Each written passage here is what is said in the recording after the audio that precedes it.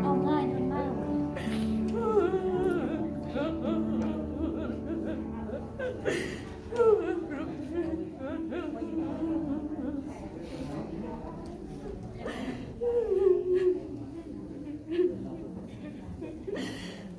ก็พวกเรามันก็เราอายุ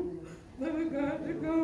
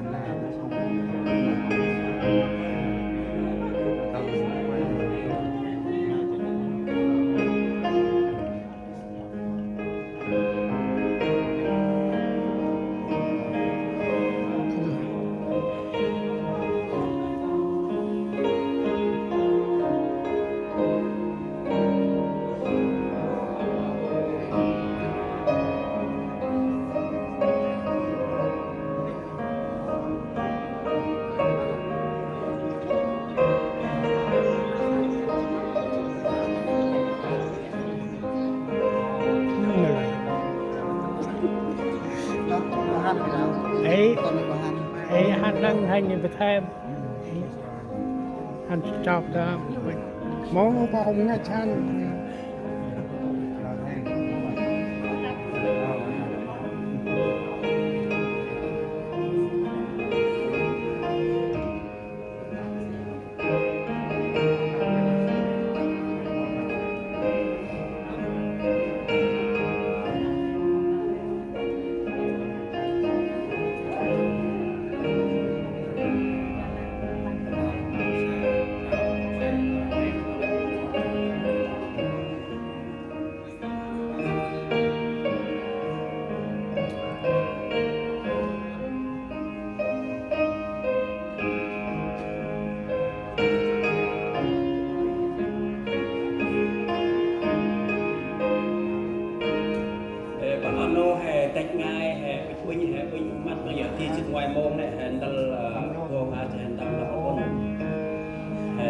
là quá và tu thì ra là cái nào ngót thì cái nào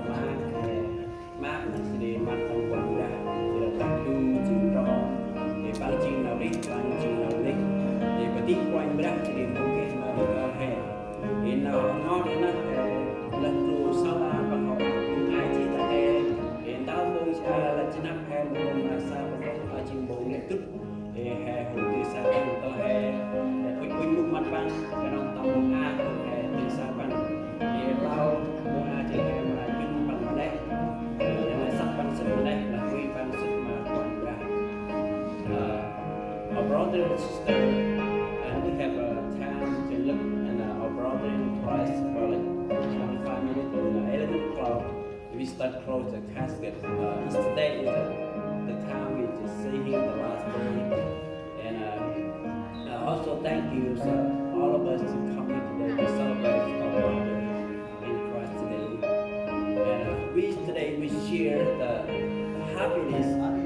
we in Christ because he is the way, the truth, and the life. No one comes to the Father except Jesus Christ. Also in John 11